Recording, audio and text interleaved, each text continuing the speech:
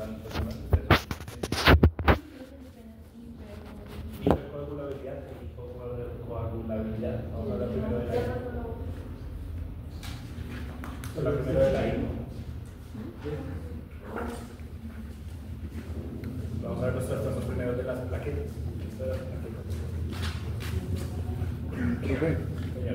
Mariana me escribió para comentarte que se le presentó un asunto personal, pero que sí llega a la clase, solo que llega un poco tarde. Son primero los hereditarios. O sea, los hereditarios que son, pues ustedes ya saben, son enfermedades que se pasan de generación en generación y tienen que ver mucho con los factores económicos, con deficiencias ya hereditarias de las plaquetas. Eso no lo vamos a ver a fondo porque esos ustedes van a ver más adelante en sistémica, ¿no? Los vimos en eso, todos, espero. Pero lo más importante es derivada de agentes infecciosos. ¿Listo? O sea, la deficiencia en plaquetas por agentes infecciosos. Esa es la más importante. Hay muchos agentes que generan destrucción de plaquetas. Destrucción directa de las plaquetas. ¿Como cuál? ¿Qué se les ocurre a ustedes?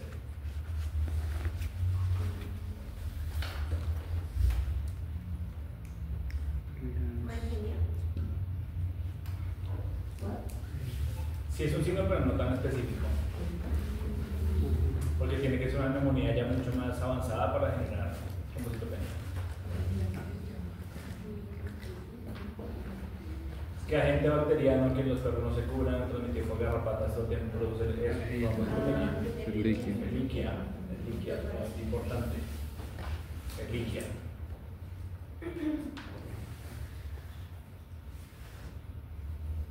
Todos los procesos sépticos van a producir trombocitopenia. Es un signo grave.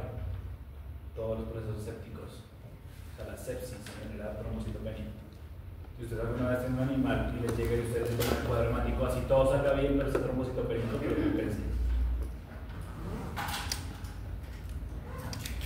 Ha pasado, la vez pasada una profesora llegó allá, estaba toda pues, normalita, relajada, no es ingeniera, no es veterinaria, entonces nos estaba contando, es que le tomé un examen a mi perrito y el perrito no, lo único que salió fueron bajitas las plaquetas, pero no tiene nada más.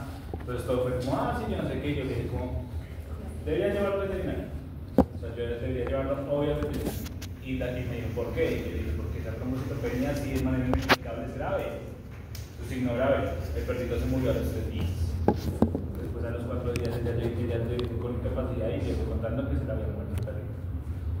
Estaba en shock. El animal cuando estaba sin trombocitopénico estaba en shock. Es un signo grave. Y otras son las enfermedades autoinmunes o inmunomediadas.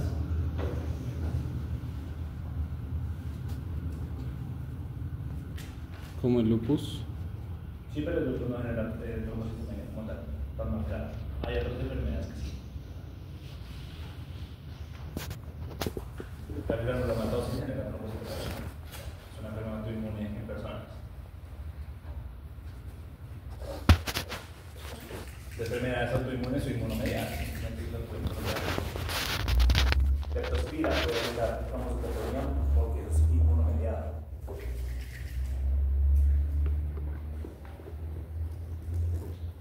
O sea que es un complejo antígeno-anticuerpo, ¿cierto? Sí. ¿Qué son? ¿Qué son? Tengo entendido que viene siendo la unión que se genera entre es el epítome, creo que es que se dice, y el parátopo. El epítopo y el parátopo, que se encuentran entre el antígeno y el anticuerpo, que es lo que ayuda a desencadenar la respuesta inmunitaria. ¿Para qué sirven los complejos inmunes? Para el conocimiento de antígenos, ¿cierto? O sea, para opsonizar, ayudar a la respuesta inmunitaria. Pero cuando se hace en exceso, ¿son buenos o malos? Malos. Son malos. ¿Dónde normalmente tienden a depositarse los complejos inmunes?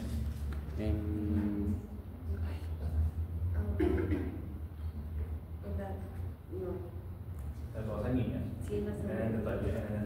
Una de las principales causas de trombosis, una de las principales causas de alteración de las plaquetas. Y se depositan alrededor del endotelio vascular y destruyen. O sea, activan el sistema inmune y el sistema inmune destruye las plaquetas. Recuerden, ¿dónde viajan las plaquetas en el vaso sanguíneo? Por la pegadas al endotelio. endotelio, sí. Recuerdes que pegados al endotelio viajan las plaquetas. Pues si yo tengo el complejo tiene un anticuerpo pegado al endotelio, van a destruir. ¿Cuál es la primera célula que me va a destruir? Por la que está más cerca, que son las plaquetas. ¿Dónde más se depositan estos complejos? Que ustedes se acuerden. Sí. En el ojo. En el ojo y en el riñón. En el ojo y en el riñón. Por eso una de las principales complicaciones de leptospira es la insuficiencia renal. Una de las principales complicaciones de leptospira también es la uveitis anterior. ¿Sí sabían eso o no se lo nombraron en microbiología? No, que me lo nombraron, no me acuerdo.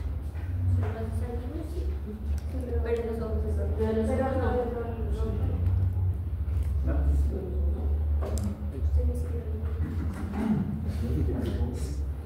Listo. Ahora pasemos a la siguiente, que son las deficiencias de los factores de la coagulación.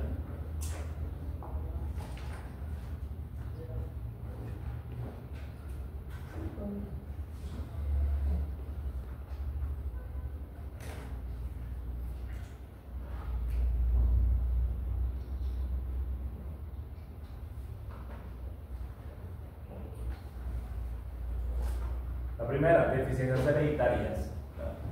Enfermedad de Hageman, enfermedad de Bourguignon, que no existe el factor o está marcado.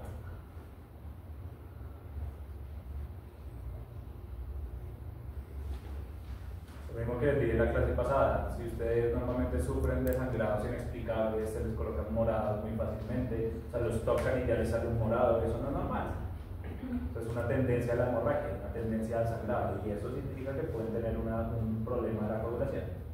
Puede ser cualquiera, puede ser plaquetas de factor de coagulación o de la fibrinolisis, puede ser cualquiera de ellas.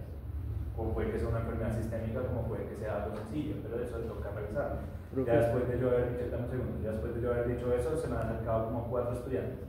Y todos me han dicho, es que, profe, es que a mí me salen morados, se me mostraban incluso una cantidad de morados acá y dije, como que se puede soltar eso, no es normal. Yo toda la vida así, pues, con un más veras.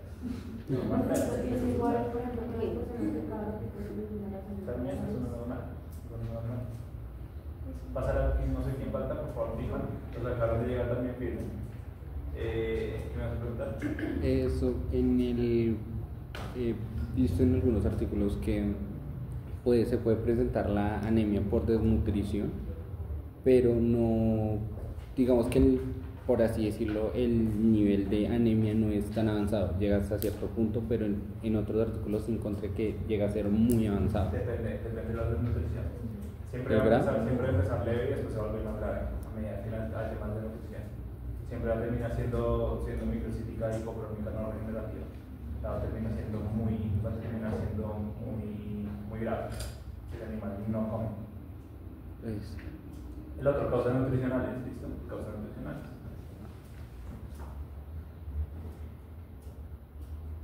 ¿Por qué creen que causas nutricionales?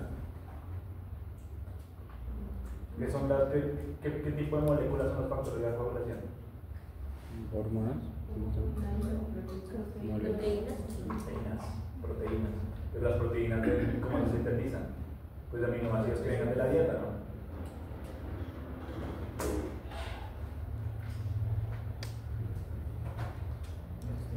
Claro.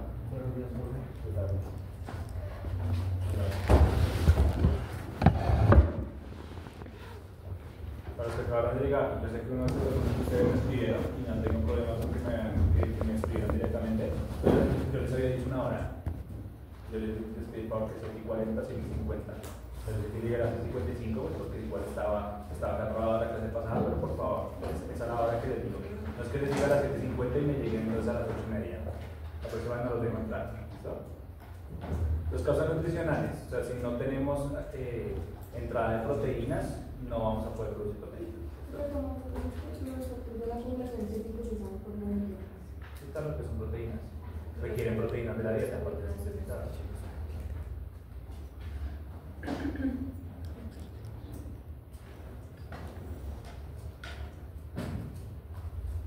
Por último, la falla hepática.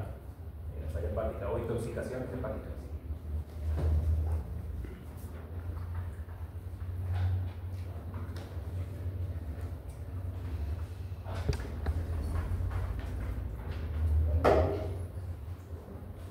¿Por qué la falla hepática o las intoxicaciones hepáticas me van a generar esto? Porque es uno de los órganos hematopoyéticos. ¿Cómo? Porque es uno de los órganos hematopoyéticos. ¿Sí no? El hígado no es un órgano hematopoyético. Sí, solamente es embrionario. Sintetiza proteínas. El hígado es hematopoyético cuando éramos embriones. Cuando uno encuentra una lesión que se llama hematopoiesis extramedular, o sea que el hígado está produciendo células de la sangre, es que ese animal está anémico, ese animal tiene deficiencias, una lesión patológica y no la puede encontrar. Es gracioso porque yo cuando les muestro histología respiratoria y les coloco una lámina virtual, en la lámina virtual aparece un pulmón con megacariocitos, es un pulmón enfermo. No sé por qué colocan un pulmón enfermo para una lámina de histopatología. Entonces que yo vi un bronquio y apareció un megacariocito. ¿Qué es un megacariocito? El megacariocito es la madura de ¿qué produce? Plaquetas. ¿Listo? Plaquetas. Es el precursor de las plaquetas. Entonces cuando uno encuentra megacariocitos en el vaso, en el hígado, en el riñón o en el pulmón, eso es una lesión patológica. No es grave, pues depende, ¿no? Depende de los otros signos, pero sí es una lesión que se encuentra bastante frecuentemente. ¿Listo? Vamos a pasar entonces ahora a las hipercoagulabilidades. Las hipercoagulabilidades. Salud. Lo mismo, una intoxicación hepática no va a dejar que el hígado funcione bien.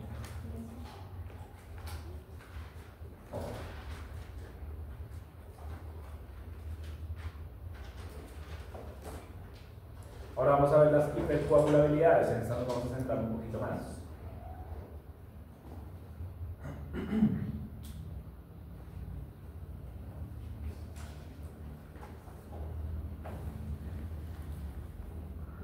Vamos a tener dos, específicamente. Vamos a tener la microtrombosis local o la trombosis local. Vamos a tener la microtrombosis sistémica.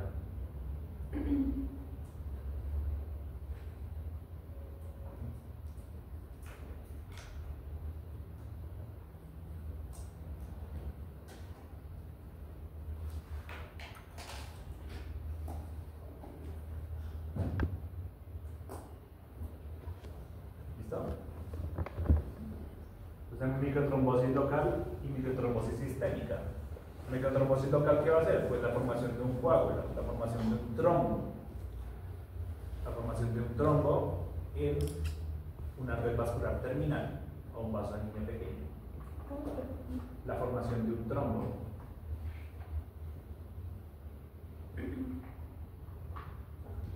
La formación de un trombo en un vaso sanguíneo o una red vascular terminal.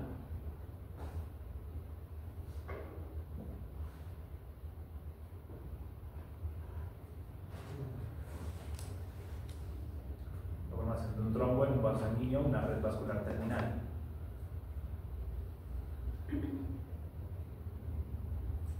Que simplemente va a ser local, un daño localizado.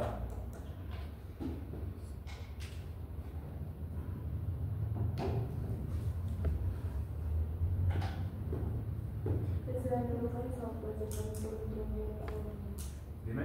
El daño localizado también puede ser, digamos, por un trombo. Sí, lo puede causar el trombo directamente o por fuera. Okay. Por fuera. Y la microtrombosis sistémica es lo mismo, la formación de un coágulo en una red vascular terminal o un vaso sanguíneo, pero en múltiples sistemas del cuerpo.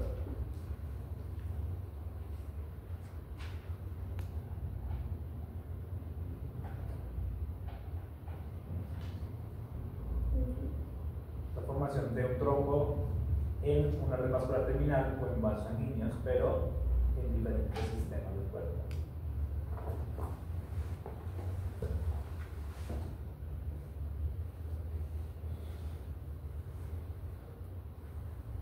Esta ustedes la debieron haber escuchado como esta sigla, CID. La CID es coagulación intravascular diseminada. ¿Se habían escuchado? ¿No habían escuchado el término? Nunca. Es supremamente importante.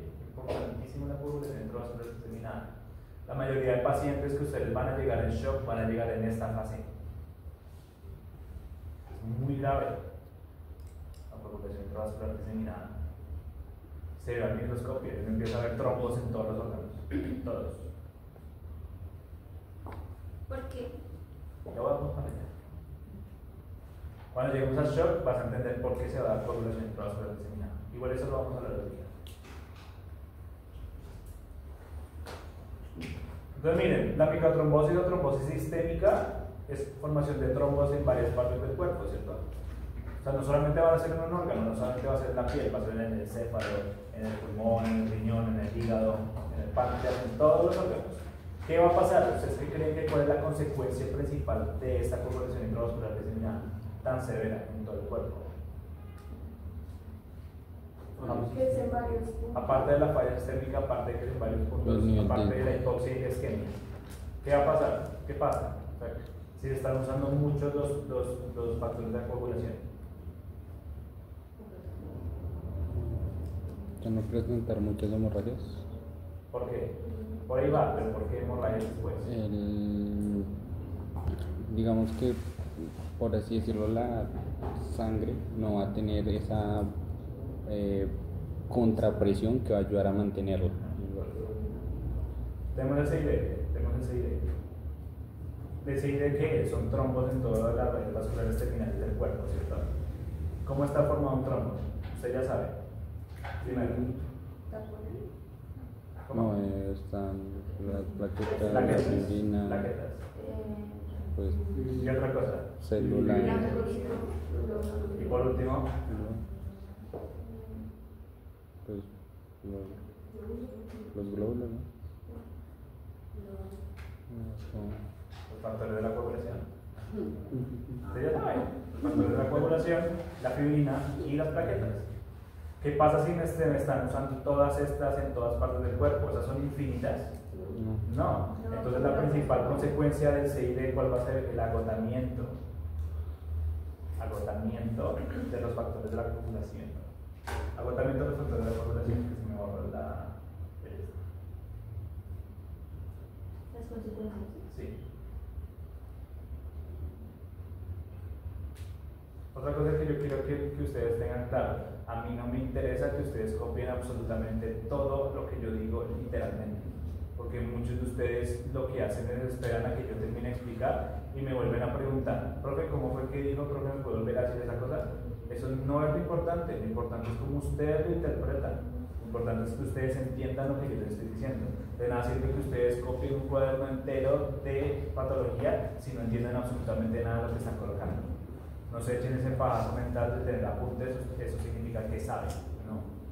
Ustedes lo que tienen que hacer siempre es interpretar lo que uno les dice y copiarlo a sus términos, a lo que ustedes entienden. Si ustedes van a intentar copiar absolutamente todo lo que yo digo con puntos y comas y tildes exactas, no están haciendo nada. No es un regaño, es un consejo. Porque muchos acá creen que porque tienen apuntes, dicen ya me va a ir bien y después se dan cuenta de que no entendieron el significado de lo que yo estaba diciendo. Y así no funcionan las cosas, así no funciona la medicina. De nuevo, coagulación intravascular diseminada, se me están usando los factores de la coagulación en exceso. Ellos después se van a agotar. ¿Listo? Se van a agotar. No me explico.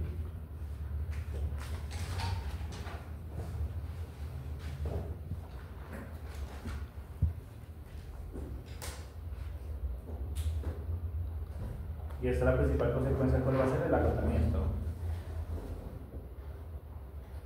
Finalmente, después del agotamiento, esto me lleva a un estado de hipocoagulabilidad. Y finalmente, lo que había dicho Manuel, esto me va a llevar a hemorragias en todo el cuerpo. Va a llevar a hemorragias.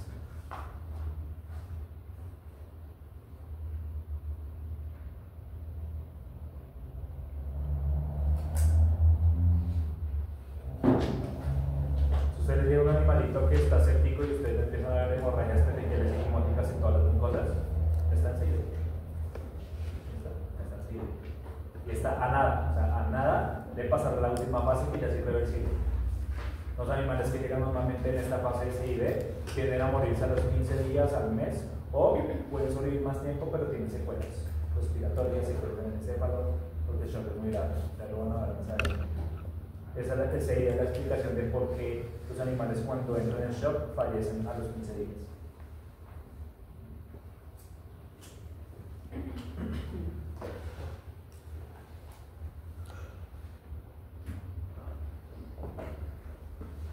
¿Listo? ¿No? Profe, una pregunta, cuando el paciente está en CID, ¿qué se puede hacer o qué se podría hacer para evitar que entre en CID? Que esté presentando Si el no se puede hacer nada, ¿no? Si ya se sella, no se puede hacer nada. Toca es colocar el antiinflamatorio. y Toca luego- hacer antiinflamatorio es empezar a hacer transfusiones y empezar a intentar eliminar la bacteria.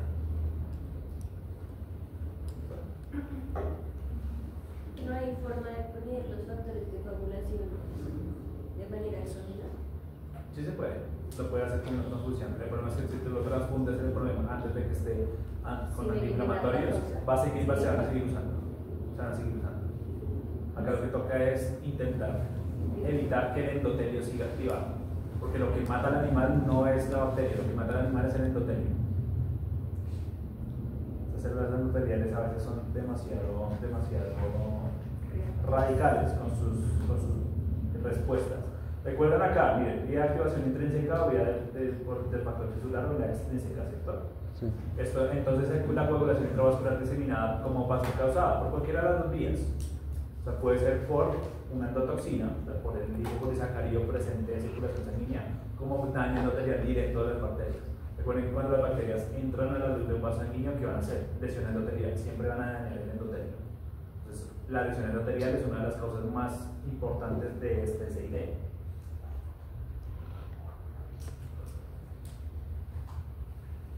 Acá está la definición de coagulación intravascular diseminada.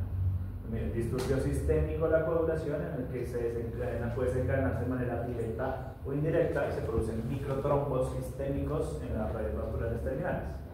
Tienen muchos órganos. Entonces, esa definición, pues, creería que sería bueno que la copiaran porque es importante que la tengan siempre en cuenta.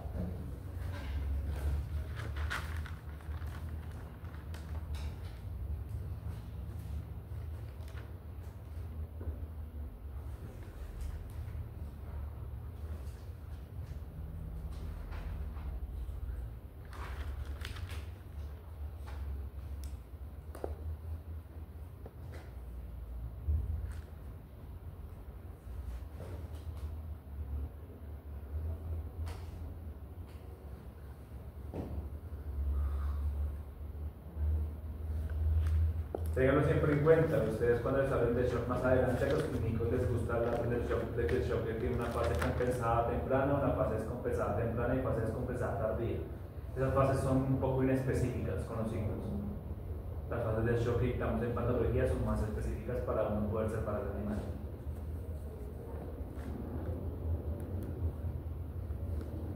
Pero esta coagulación intravascular diseminada es muy importante.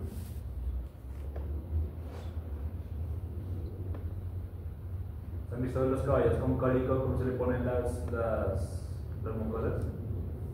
Tienen hemorragias petequiales enzimáticas. Y el anillo tóxico que es acúmulo de lipopolisacárido en las encías. Eso es grave. Los cerdos con peste porcina clásica o los cerdos con salmonella cholerazoides pierden las orejas. A las orejas se les ponen cianóticas y se les ponen rojas o hasta negras. Y es por eso, por la formación de microtrombos. Yo siempre que ustedes, digamos, si llegan a un sistema de producción de cerdos y ustedes ven que los cerditos todos están ya colapsados y con la punta de las orejas, eso hay que reportarlo. Con la punta de las orejas cianóticas, eso hay que reportarlo. Puede ser varias enfermedades, pero entre está la peste porcina clásica. Y saben que esa es una enfermedad de control obligatorio, ¿no? Sí. La vivimos. Profe, ¿por qué se presenta el infarto en las orejas de los porcinos? Microtrombos. Sí, pero ¿por qué se empiezan ¿Cuál a es la principal generar consecuencia de los microtrombos? ¿Cuál es la principal consecuencia de un trombo en vaso sanguíneo? la isquemia? ¿Qué obstrucción? La ¿Cómo se llama isquemia. eso? Isquemia. La isquemia que genera. No, sí, pero, o sea, mi pregunta va, ¿por qué en esa zona y no en otra parte? Porque son las zonas donde hay circulación más periférica y donde no llega tanta sangre. Nuestros colegas también tienen esa tendencia. A las personas que, digamos, van al Everest o van a sitios muy fríos, ¿qué les pasa? ¿Qué pierden? Los apéndices, las partes extremas, los dedos de las manos, los dedos de las pies, las orejas, la punta de la nariz. O sea que inicia siempre por las zonas más periféricas. Más graves son las periféricas porque tienen menos irrigación, pero que otros órganos van a ver más afectados. Los que requieren todo el tiempo circulación, entonces ¿cuáles van a ser? El corazón, el hígado, el pulmón, el encéfalo, los órganos de shock, el riñón. Y digamos los ACVs, lo que digamos es producido porque digamos la obstrucción genera un ambiente anaerobio y al volverse aerobios que genera ese choque. No, una ACV es que se rompe, hay un aneurisma. Normalmente se puede formar un trombo y hay mucha presión y el vaso al niño responde dilatándose para intentar quitar esa presión de ese trombo. O simplemente se forma un aneurisma. Por un cambio de presión abrupto de la persona, ese aneurisma se rompe. Se rompe y empieza a haber hemorragia en donde sea. Y esa hemorragia genera lesión. Entonces es bastante grave. Es por eso que los signos son tan agudos y tan abruptos. Por eso que también le puede pasar a cualquier persona. Es muy fortuito. Se ha visto casos de atletas que han estado corriendo después de la maratón por toda la presión de la competencia, están caminando normal, de momento se colapsan y van y miran, no sé. Sí, eso ha pasado. Profe, ¿y cuando pasa, o sea, cuando hay varios ACVs, hay alguna forma de controlar eso? Hay predisposiciones genéticas de generar accidentes cerebrovasculares, porque está muy pendiente. El tiempo de reacción, o sea, quería preguntarle a mi hermano porque no me acordaba cuánto era el tiempo que uno tenía para reaccionar. ¿De 4 horas? Sí. De 4 horas. Antes de que te cayera un daño irreversible en el seno. Pero a veces son muy agudos y a veces no se dan cuenta. Sobre todo cuando la persona está sola. Cuando la persona está sola no se da cuenta de que tiene una ACV. Porque uno de los principales signos de la ACV es pérdida unilateral del control de una parte del cuerpo, de la izquierda o de la derecha. Dolores también unilaterales en ese mismo lado, calambres inexplicables. Y también lo otro es que pierden el habla. Lo que pasa es que cuando pierden el habla, la persona se escucha que está hablando bien. Ya no puede identificar qué es lo que está pasando. Entonces que le digan a otra persona y la persona sigue oiga, no le entiende nada, entonces ahí pasa algo. Profe, ¿y los síncopes también son signos de eso? También es un signo de accidente cerebrovascular. Pues miren, acá prácticamente todos los factores de la coagulación van a estar descontrolados. Van a estar activando de manera excesiva. Y acá, miren, ¿qué está pasando? Se me está formando muchos trombos. Entonces, si ustedes miran acá este esquema, ¿qué está produciendo este monocito, este neutrófilo? Factores de tumoral alfa, el interleuquina 6, 8, 10, 12, 18, proteasas, retinas, especies reactivas de oxígeno, prostaglandinas, mejor dicho, muchas moléculas que me inducen que un trastorno inflamatorio. ¿Listo? Un trastorno inflamatorio. Aparte, esto del endotelio, miren el endotelio que produce óxido nítrico, NO, óxido nítrico. El óxido nítrico se van a dar cuenta que tiene una función bien importante, pero eso lo vemos ahorita en el shock. ¿Listo? Acá esto ustedes ya lo saben, ¿listo? El organismo pierde el control homeostático y finalmente se empieza a generar un estado de hipocoagulabilidad y finalmente hemorragias. ¿Qué me lo produce? Procesos inflamatorios, procesos infecciosos, el cáncer y transfusiones sanguíneas.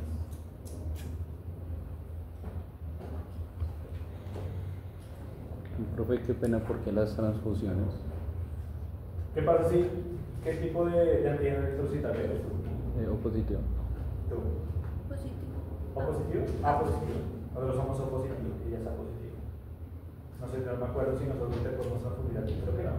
Creo que somos O negativo. Sí, si somos O negativos se puede. Nosotros los O positivos podemos transfundir de manera universal. En cambio al revés, creo que no, creo que sí. Tú me vas a transferir a mí, no se puede. Entonces, ¿qué pasa si, digamos, por qué existen los RH? ¿Por qué existen los antígenos electrocitarios? ¿Qué significa eso? Creo que necesito como una compatibilidad para que en caso tal de transfusión el cuerpo no lo detecte como un antígeno. porque hay unas moléculas que se detectan como antígenos también. Pero- Entonces, digamos, si ellas están positivas es porque tienen antígeno A. Ese antígeno A es reconocido como normal. ¿Qué pasa si entra un antígeno A de manera normal a mi circulación sanguínea? Se activa el Se sistema activa una inmune. cascada inflamatoria sistémica, no en la zona sistémica. Entonces me va a generar que, pues, todo el tiempo, producción de inflamación. Y la inflamación también, ¿qué hace? La inflamación es benigna para el cuerpo o también genera daño. Es tisular, siempre va a ser daño tisular. ¿Qué se va a lesionar? El endotelio. Se me lesiona el endotelio, ¿qué se va a producir? Trombos. Gracias, profe.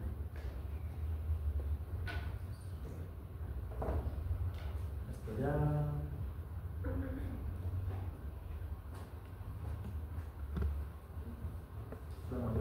Esto es algo que ustedes van a evidenciar Las petequias. en animales que tengan coagulación intravascular diseminada, hemorragias.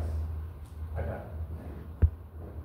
Si usted multifocal acualescente se observa un cambio de coloración morado a rojizo o rosado, como ustedes lo vean, oscuro, ¿sí? De manchas irregulares, o que empiezan a acualecer así. Y estas son compatibles con hemorragias petequiales y quimóticas. ¿En dónde? En la mucosa oral. Acá. En ese pobre animal. Tiene hemorragias petequiales y quimóticas. ¿En dónde? En la piel del abdomen. En la piel del abdomen. Es bastante diciente esto. Cuando usted le diga a un animal así, toca meter urgencias rápido. Tienen los minutos contados. Eso no lo pueden, digamos, confundir con una alergia. Sí, pero es que acá se ve como una alergia. Cuando tú vas a ver, son hemorragias. Se alcanza a ver la hemorragia como tal. Entonces, eso parece alérgico, porque la alergia genera el tema. Pero se alcanza a ver que es en el tejido subcutáneo el acúmulo de sangre. Y también se puede diferenciar por el tamaño.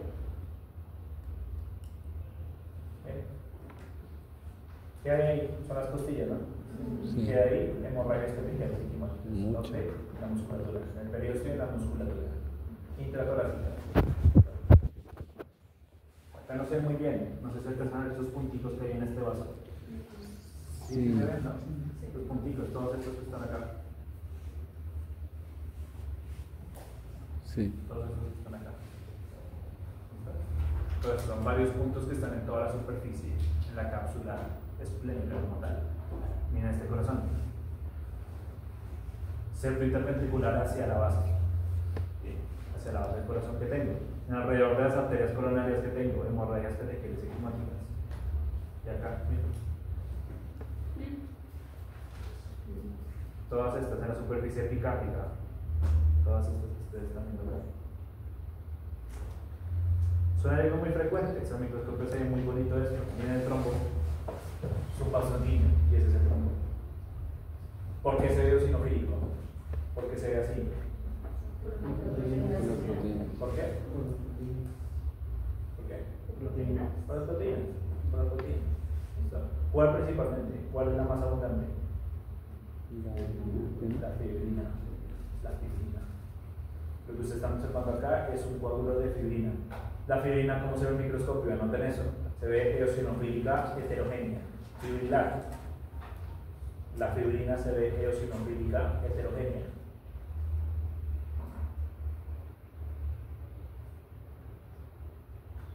Eosinofílica heterogénea, fibrilar. Eosinofílica heterogénea, fibrilar.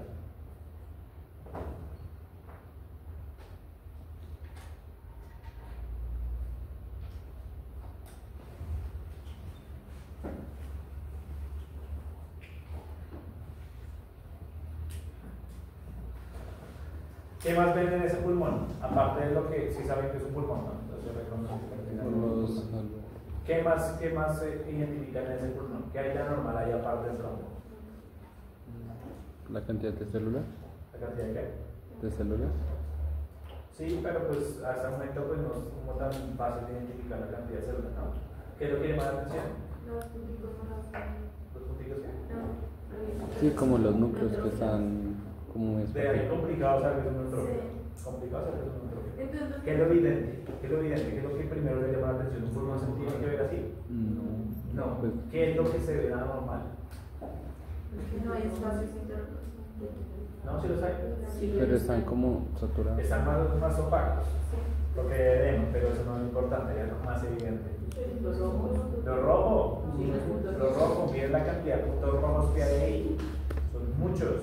Si yo miro la progresión de la lesión, ¿qué está pasando ahora? Se ve mucho más rojo, ¿no? O sea, esto de acá, ¿qué significa? Que todos los vasos sanguíneos del pulmón están congestionados. Ahí hay congestión. Cuando la trombosis, la coagulación intravascular diseminada, ¿cuál es la consecuencia? Hipocoagulabilidad, ¿cierto? ¿Y después qué? Hemorragias. Hemorragias alveolares. En la cantidad de glóbulos rojos que hay en septos y espacios alveolares. O sea, si se ve un pulmón de shock. Son cambios microcirculatorios que le ayudan a uno a identificar que hay un shock. Miro acá, igualmente, miren alrededor de ese vaso sanguíneo, tengo una cantidad de zonas acá, no se ve, una cantidad de zonas acá, tampoco se ve, acá, una cantidad de zonas de congestión. Y miren que los septos, si alcanzan a identificar acá abajo, esos septos tienen que tienen caminitos, pero todos se ven rojos. Como caminos rojos, todos son capilares. Recuerden que los septos son muchos capilares fenestrados, bueno, continuos, capilares continuos, y van a estar totalmente llenos de sangre. ¿Listo? Cuando ya la coagulación intravascular diseminada avanza, empieza a haber hemorragias de manera excesiva. ¿Listo? Y es un pulmón típico de shock. Pulmón típico de shock. Profe, una pregunta, ahí no se activaría como método de compensación el reclutamiento. ¿Reclutamiento de? Alveolar, si no estoy mal, para que haya, o sea, para que esa cantidad de irrigación sanguínea pues no vaya solo a uno, sino se esparza, por así decirlo, para que no quede. Eso pasa en todos los alveoles. Pasa en todo el pulmón. En todo el pulmón. Por eso cuando uno tiene un animal en shock, cuando uno saca el pulmón está totalmente rojo. Está totalmente rojo.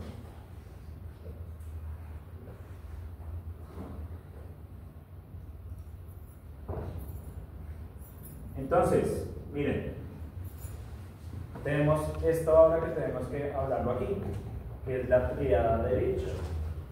La tríada de Virchow son la tríada que me explica a mí si el animal tiene predisposición de formar coágulos o no.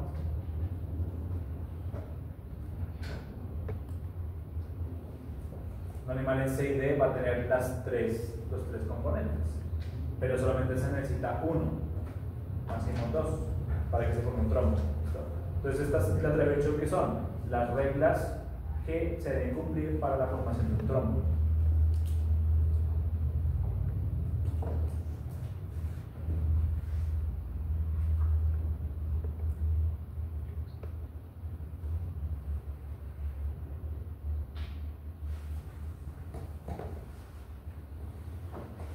Son las reglas que se deben cumplir para que se me forme un trombo.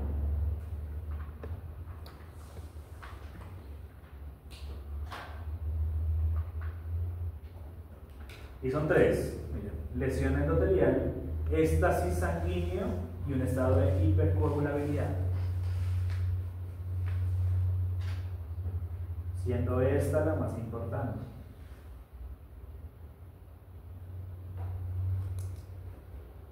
Lesión endotelial, éstasis sanguíneo e hipercoagulabilidad, un estado de hipercoagulabilidad.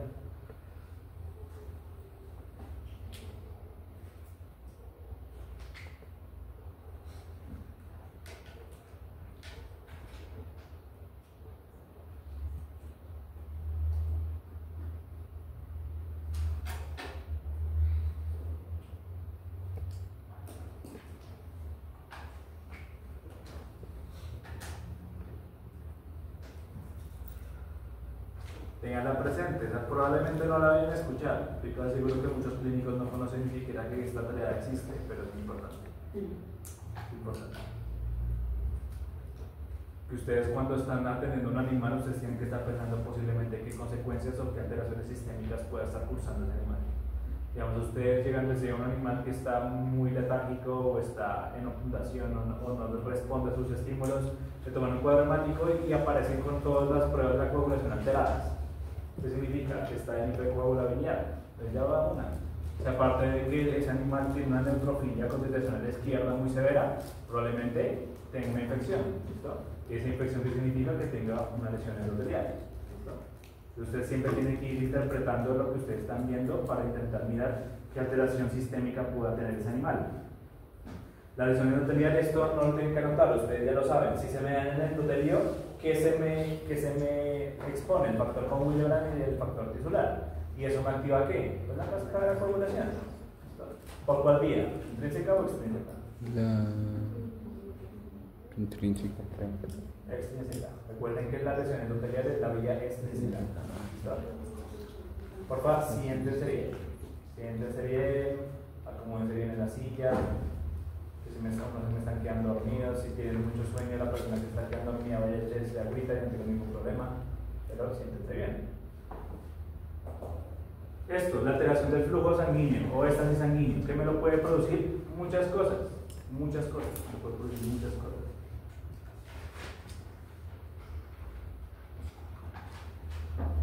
Mírenlas acá. Una dilatación de una vena o un vólvulo o una torsión en un vaso sanguíneo. Enfermedad cardíaca también. Recuerden que una de las principales causas de trombosis es la falla cardíaca o personas o animales con insuficiencia cardíaca. La presencia de un aneurisma o de hipovolemia.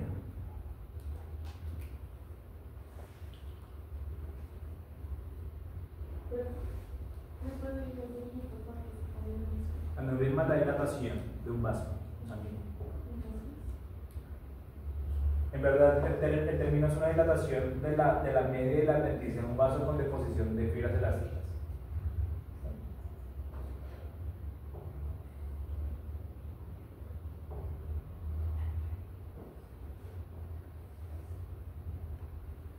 Ya que hay cosas que yo he ido pasando y no las he explicado porque ya las vimos, ¿no? Ya vimos el vólvulo, ya vimos la torsión, ya vimos la falla cardíaca.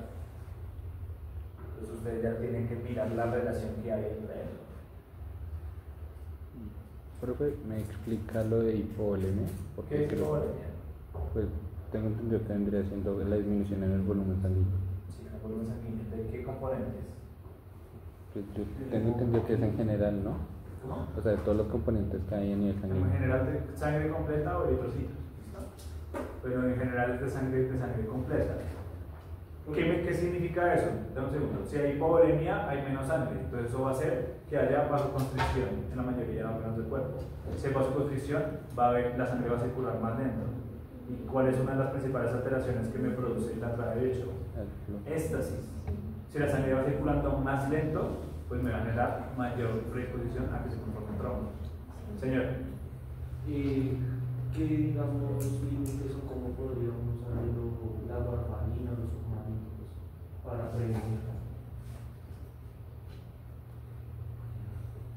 Se pueden usar cuando ya el animal está entrando en CID. Antes, sí. Cuando ya pasa la fase final de CID, ya no sirve nada, porque lo que no hay es coagulación. Se le diga a usted un animal que el animal está presentando hemorragias petequiales y quimóticas, ya no hay nada que hacer, ya está en CID, ya se agotaron los factores de coagulación.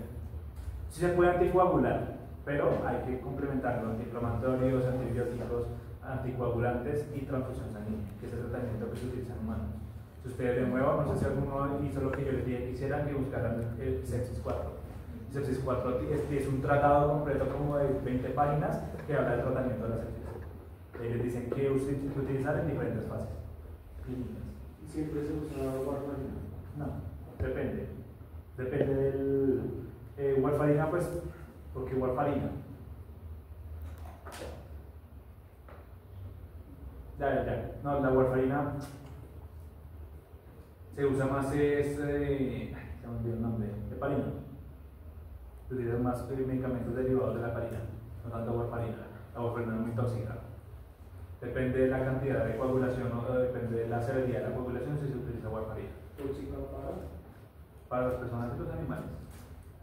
Entonces, la dosis letal 50 es bien parecida a la dosis curativa.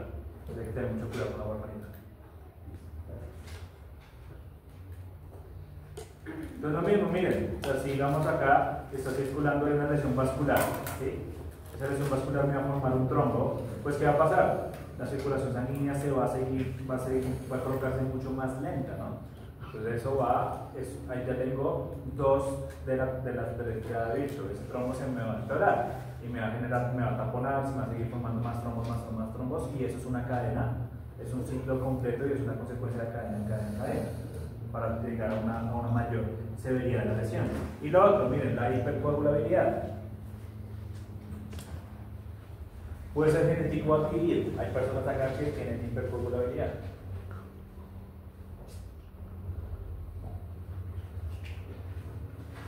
Es peligroso, es mucho más peligroso la hipercoagulabilidad que la hipocoagulabilidad. Por ejemplo, cuando las personas tienen la sangre muy espesa. Eso también predispone. Por eso una de las principales complicaciones de las personas que tienen leucemia es eso, los trombos. O la pleana. Pues mire, genética o adquirida. Entonces tenemos varias cosas. Incremento de los factores de la coagulación, aumento de la actividad plaquetaria, deficiencias genéticas de eritromina 3, enfermedad renal. Entonces son muchas causas, ¿no? Como muy generales. Pues miren, la diabetes, síndrome nefrótico, o sea, los que le pasan la falla renal, unas neoplasias malignas, falla renal crónica, falla cardíaca, falla hepática. La mayoría de enfermedades crónicas, para que lo tengan como más presente, la mayoría de enfermedades crónicas van a producir un estado de hipercoagulabilidad.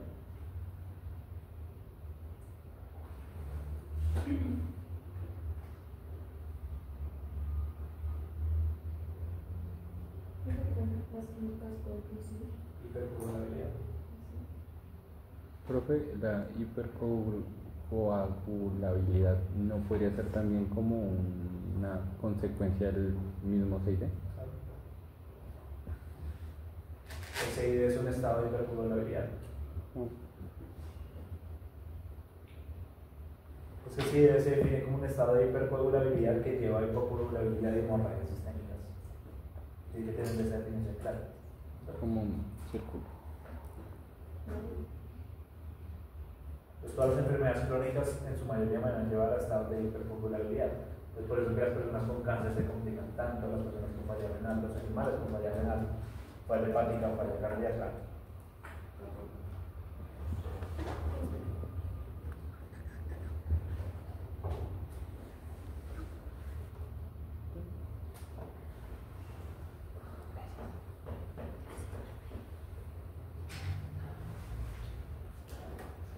¿Listo?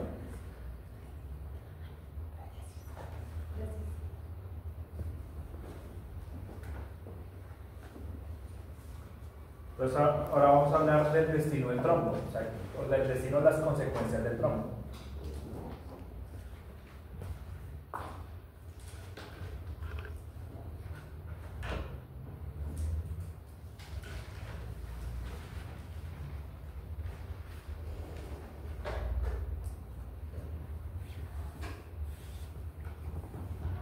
Entonces, el primero es que haga fibrinolisis.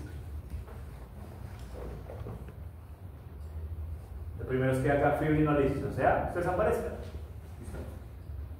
Se haga un control normal, se forma un trombo y haga fibrinolisis. El segundo es la lisis bacteriana.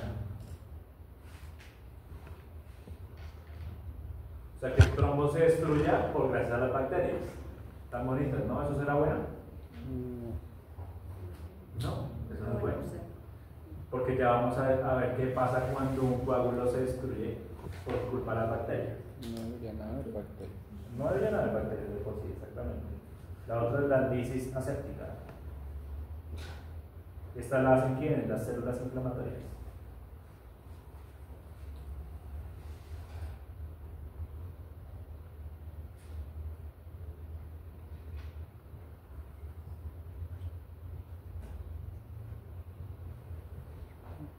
Yo acá colocaría una nueva que sería la lisis iatrogénica.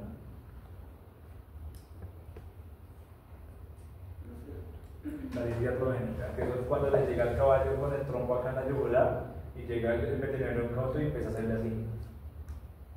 Empieza a tocarle a ese trombo. Cada vez que ustedes toquen ese trombo así, lo pueden dañar y cuando lo toquen el trombo se puede desprender. Y si se desprende, ¿cómo se llama el desprendimiento de un pedacito de ese trombo? Eso es. Pues, ¿cuál es la consecuencia principal? La embolia. Es el tromboembolismo.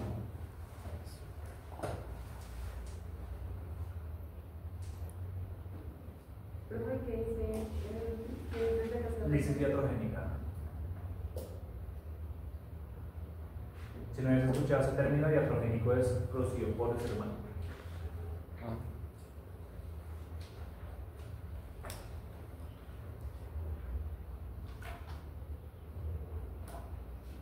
Son tres términos que les encanta usar a los médicos. Son estos, iatrogénico. Pero el favorito de todos es este, el idiopático. Tiene una falla renal idiopática. ¿Por qué? No, es que no sé. Se usa de manera porque es que como no sé, entonces coloco idiopático. No, eso no es la verdadera causa de eso. Y el otro es nosocomial. ¿Sí saben qué es nosocomial? Son enfermedades intrahospitalarias. Las enfermedades nosocomiales son la principal causa de muerte de las personas en UCI. Lo que Si refieren ustedes los tienen un familiar en hospitales. UCI y normalmente uno es ignorante va con un ramito de flores, el médico que les dice no puede entrar las flores. No las puede entrar. No puede entrar agua externa, no puede entrar las flores. ¿Por qué? Porque el agua externa de las flores tienen la Pseudomonas aeruginosa. La Pseudomonas aeruginosa es una de las principales bacterias que generan sepsis en personas en UCI.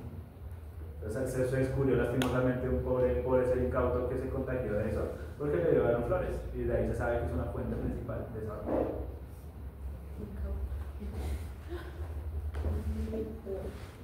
Entonces miren, la principal consecuencia de esto va a ser la embolia, pero no va a ser lo único que pasa si el trombo no se desprende.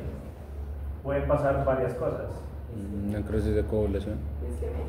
No, ya voy. Vale. Primero, el trombo se va a empezar a organizar. Se va a empezar a organizar. Entonces genera reendotelización.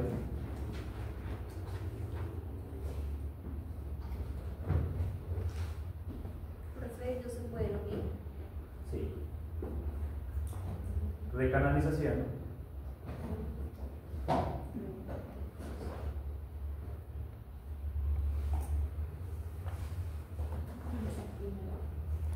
Reendotelización. Entonces, el primero, reendotelización.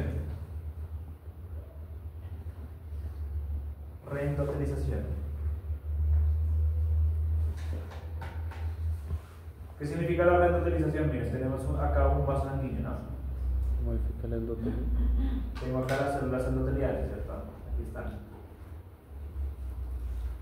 ¿Qué pasa si se me forma un trombo acá? Este trombo después, si no se me desprende y no se puede destruir, puede ser reendotelizo. O sea, el endotelio pobla el trombo y lo agrega a su familia. Prácticamente como si fuera parte del vaso sanguíneo. Entonces el trombo es recubierto por células endoteliales. Como no lo pueden eliminar, entonces intento apropiarme de eso. Pues coloco células endoteliales para intentar protegerlo, para que no haya más procesos inflamatorios, más trombosis. Es un proceso adaptativo de las células endoteliales.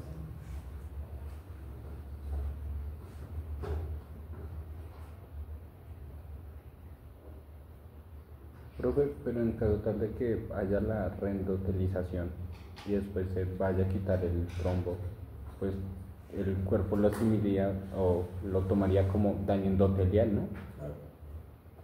Entonces volvería a generarse el trombo de Es que lo hace parte como de la pared. Lo hace parte de la pared que hay Le abre en un la pared. espacio.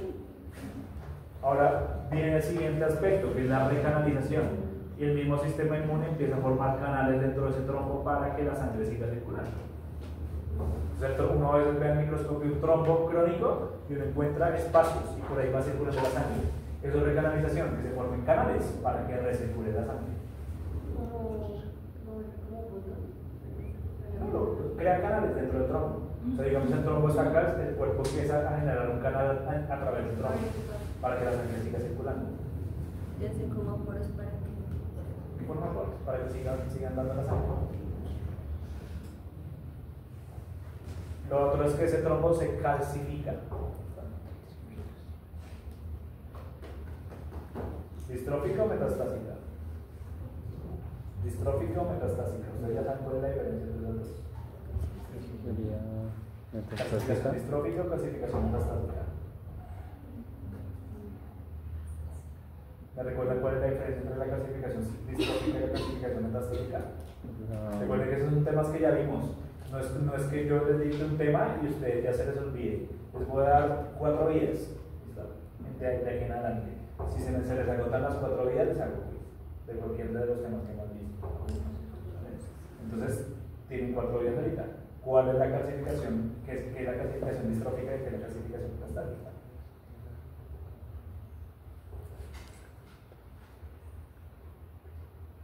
¿No? ¿Pierden la vida? Un momento, profe.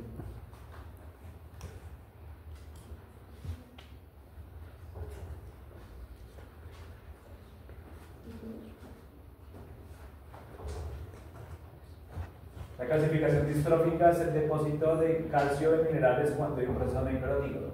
Y la clasificación metastásica es cuando hay un aumento de iones en la sangre. Eso ya lo vimos.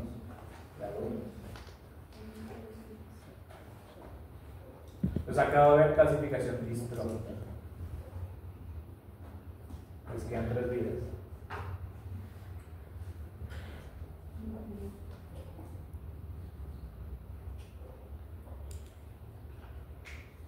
Y lo último, el trombo se puede organizar, o sea, se fibrosa. Entonces empieza a producir tejido conectivo. Pues prácticamente ya se vuelve parte del vaso sanguíneo.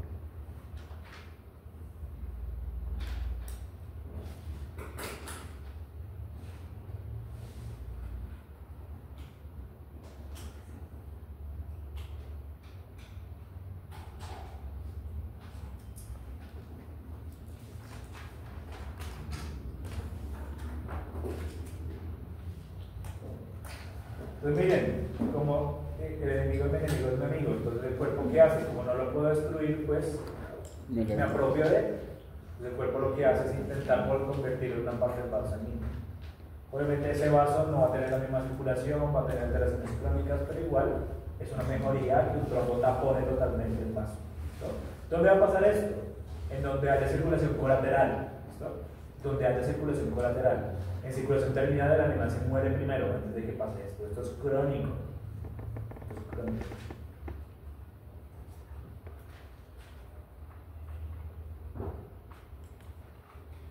Profe, uno no puede, por así decirlo, suministrarle algo para generar la fibrólisis.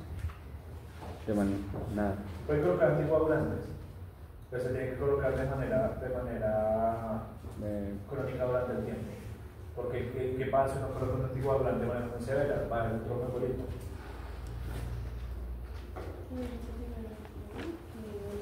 Solo pasa en la circulación colateral. Eso es crónico. El animal se muere primero cuando pasa un trombo en la circulación terminal. Profe, lo del anticoagulante solo sería en la microtrombosis local o también podría ser en la sistémica. ¿Cómo es la pregunta, perdón? Que lo de suministrarle de forma crónica o prolongada el anticoagulante para generar o producir o ayudar con la fibrólisis sería fibrinólisis, gracias. ¿Es con la local o también se puede con la Se sistémica? puede cargar la sistémica, pero es más fuerte con la sistémica. Pues miren, acá se me formó un trombo. Entonces miren, esta primera parte que le está pasando, se arregló el trombo. ¿Listo? El trombo desapareció. Acá el trombo se empezó a organizar. Si ven que tiene como una línea amarilla alrededor del trombo, ¿qué es el endotelio? Se lo endoteliza. ¿Y esto qué es? Ya un trombo que se organiza, o sea, se forma tejido conectivo, y miren, forma canales. Forma canales. Y eso pasa. Yo he encontrado varios en las histopatologías que uno lee, sobre todo en bovinos. Que en las vacas son muy resistentes, animales de verdad, yo no sé cómo resisten tanto. Uno se encuentra con unas peritonitis crónicas que llevan años con el peritonitis, como si nada, no se intuviera absolutamente nada. Pues miren, se puede clasificar, se puede recanalizar, se organiza, se endoteliza o generar esto, una embolia. Miren, que acá tengo todo el resumen de lo que les estoy colocando, las consecuencias. Recuerden que la lisis séptica, la lisis aséptica y las embolias son la principal fuente o lo más grave que puede pasar en el cuerpo. Y acá, pues ahorita busco una foto mejor, no están bonitas. Vamos a hablar ahora de las embolias.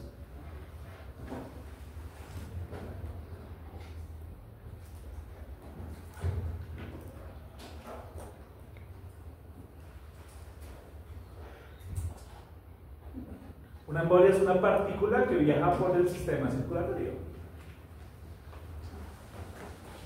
Una embolia es una partícula que viaja por el sistema circulatorio y se deposita.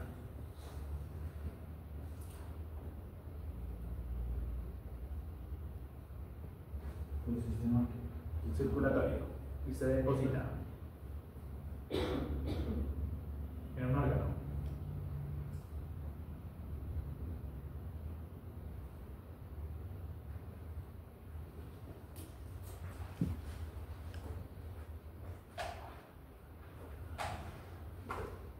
Hay varios tipos, ¿no?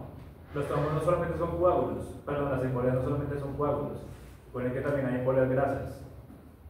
Las cirugías ortopédicas pasa mucho eso. No pasa mucho, pero sí es una complicación principal de las cirugías ortopédicas, las embolias grasas. ¿Qué otra cosa? Las embolias de aire. Cuando están colocando un medicamento intravenoso y no tienen cuidado de quitar el aire, pueden matar al animal con eso.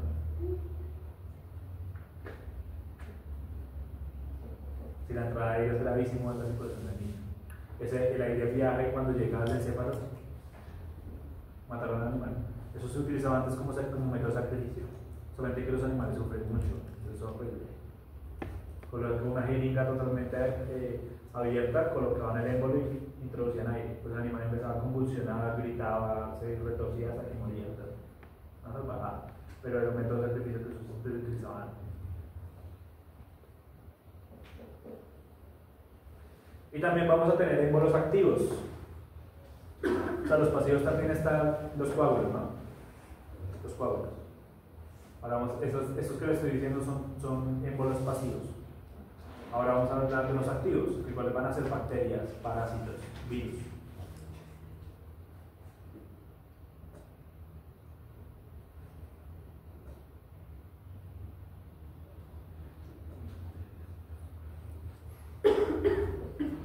Los activos son los agentes. Parásitos, bacterias, virus.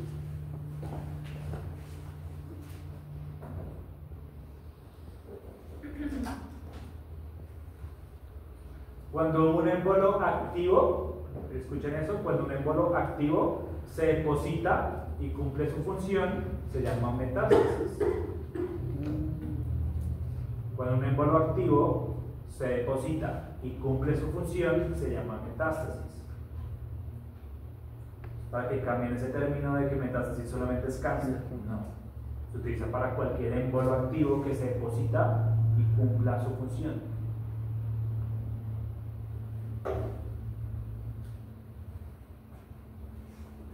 ¿Activo o pasivo? Activo. Los pasivos no pues se llaman pasivos porque no están vivos, no están activos. ¿Qué va a hacer una bacteria que viaja por vías sanguíneas y se deposita en el pulmón? Pues va a infectar. ¿Qué va a hacer un parásito cuando viaja por vías sanguíneas y llega al corazón? Pues va a infectar. ¿Qué va a hacer un agente viral cuando viaja por vías sanguíneas y llega a un órgano linfoide? Pues va a infectar. Entonces a eso se le sigue llamando metástasis. Se le sigue llamando metástasis. ¿Qué va a hacer una célula neoplásica que viaja por vías sanguíneas y se deposita en un tejido? Metástasis. Pero la metástasis no solamente es del cáncer.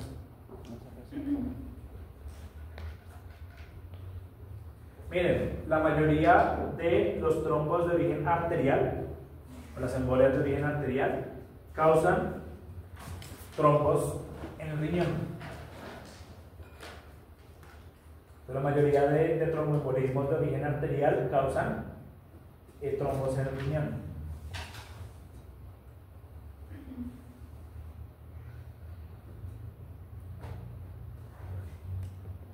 Y la mayoría de trombos que se produzcan en la circulación venosa producen tromboembolismo pulmonar. Entonces, de nuevo, la mayoría de trombos de origen arterial generan tromboembolismo en el riñón.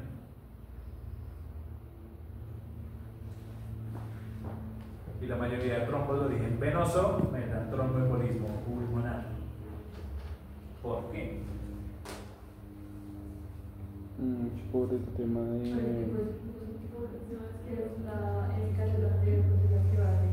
Te voy a colocar un ejemplo. Trombo en la arteria hepática. Va a terminar viajando. En la vena hepática, perdón, vena hepática. Trombo en la vena hepática. Hagan el recorrido. Entonces, si es como tú estás diciendo, hacer el recorrido. Vena hepática. ¿A dónde circula la vena hepática? A la cava. ¿La cava dónde llega?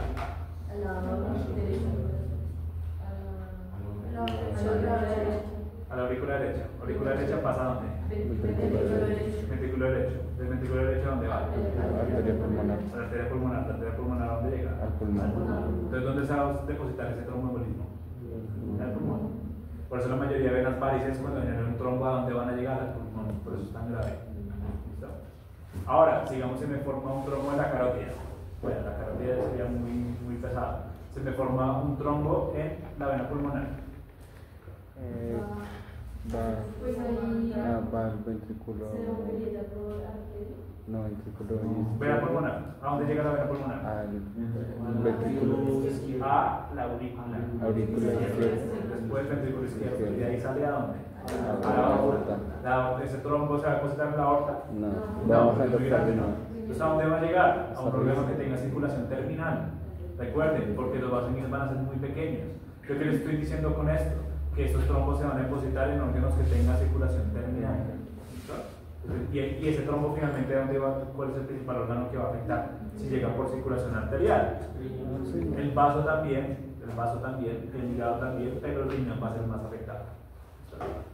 El riñón va a ser el más afectado. Pues miren, esto es un trombo, el trombo finalmente parcial, un trombo que ocluye toda la luz, y eso es un embolo. Si el trombo todo el tiempo está ocluyendo la luz y la sangre está ahí intentando pase, es lo que pasa con las puertas del Transmilenio, que todo el mundo está empujando que le va a pasar a la puerta finalmente. Entonces, si ese trombo está todo el tiempo ahí, está empuje la gente, pues ¿qué hace el embolo? Pues el trombo que hace se destruye y el embolo empieza a viajar. Por eso es tan grave que si ustedes encuentran un trombo en cualquiera de las venas superficiales, ustedes empiecen así a jugar con el trombo. Y es lo que hacen normalmente los malafermeros. Terminan perjudicando al animal. ¿Qué toca hacer? Colocar pañitos de agua caliente y empezar a colocar heparina todo el tiempo, enoxieparina, hasta que el trombo se vaya diluyendo de a poquitos. Puede durar meses el animal con el trombo. Como tenemos dos yugulares, pues entonces por una empieza a circular la sangre y la otra está taponada. Y eso pasa mucho en caballos, como allá, ustedes va a llegar el caballo cuando ya le han metido 10, 15 personas mano al caballo antes de que ustedes lo hayan visto, porque así es el campo, así funcionan los campesinos, así funcionan los trabajadores de la gente que tiene caballo. Ellos prefieren llamar al vecino, prefieren llamar a la mamá, a la abuelita, y cuando ya no funciona nada, y si nos llaman a nosotros. Y normalmente uno se encuentra con una tromboflebitis gravísima, sobre todo en la yugular. Eso pasa bastante frecuente. ¿Cuál es la principal?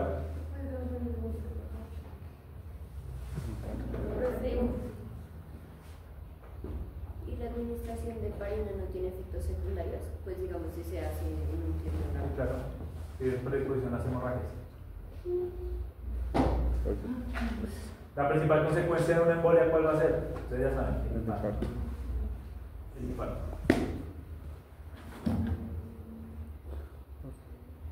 Entonces con la heparina pasaríamos de estar en hiper a hipo.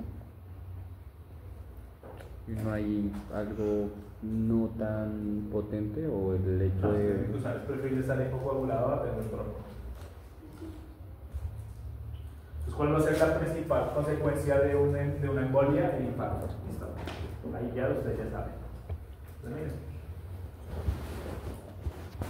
¿Qué le pasa a usted, riñón? Si ven la coloración aquí muy bien organizada, esa zona que ustedes ven ahí es un infarto. Es un infarto renal. El microscopio que veo es totalmente destruido el parénquima, o sea, no hay nada que hacer ahí. Ahí prácticamente todas las partes del riñón están totalmente muertas. Es poco frecuente encontrarlos así. Los hemos visto, pero no han sido trombos sépticos, han sido tromboembolismos sépticos, o sea, variantes bacterianos que vienen al riñón y destruyen todo el riñón. Se ve muy bonito el microscopio. Acá no se ve muy bien el coágulo, va a ser una arteria coronaria, pero aquí sí se ve. ¿Se alcanza a identificar cuál es la zona que está infartada? ¿Dónde?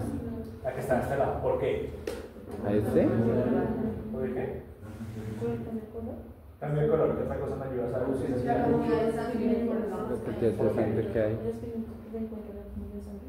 Porque hemorragia es un específico del infarto. ¿Listo? Es un campo microcirculatorio asociado. Pero ¿qué me dice que hay un infarto ahí? La ausencia de La ausencia de núcleos, ¿cómo se llama ese cambio? Cariolisis. La cariolisis tan severa que hay ahí. Y aparte de eso, ¿qué más hay? ¿Se mantiene o no la arquitectura del órgano? No, se quedó por Sí se ahí. mantiene, sí se mantiene. Miren la fibra. Sí, ahí están las fibras. Mira, se mantienen todas las fibras musculares. Entonces, ¿eso qué es? Una necrosis de coagulación. Una necrosis de coagulación. Entonces, la principal, la necrosis de coagulación se usa de manera intercambiable ¿con qué? Con el Infarto. Esto es con el infarto.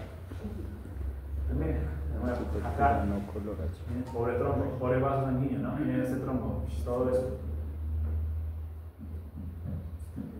Uno, ¿cómo lo diferencia de un coágulo? Porque cuando yo voy a intentar arrancar ese trombo, no va a arrancar, está totalmente adherido a la endotelio. Señor, profe, ¿en veterinaria se realiza embolectomía o no? no sé, creo que no. No sabría decirte si se hace o no. Lo voy a preguntar a mi hija. Y acá, miren, un trombo de la arteria mesentérica. Eso ustedes cuando lleguen aquí, no sé, eso les encanta hablar de esta enfermedad. Y dice de que no, de la presencia de parásitos en las arterias mesentéricas. Eso ya hace años ya dejó de ser una enfermedad importante. Y sobre todo, y esto ha pasado mucho, no lo voy a decir por alguien en específico, sino por varias personas de acá. No celulares. O sea, si están viendo la clase, listo. Pero estoy bien identificando que hay otras personas de que están todo el tiempo mirando, están viendo por otras cosas, están mirando otras cosas, por favor, no quiero celulares. Entonces, acá, la arteria mesentérica, corta la arteria mesentérica, se forma un trombo y porque por la migración parasitaria. ¿No? Pasaba bastante frecuente en caballos, ahora ya no pasa tanto.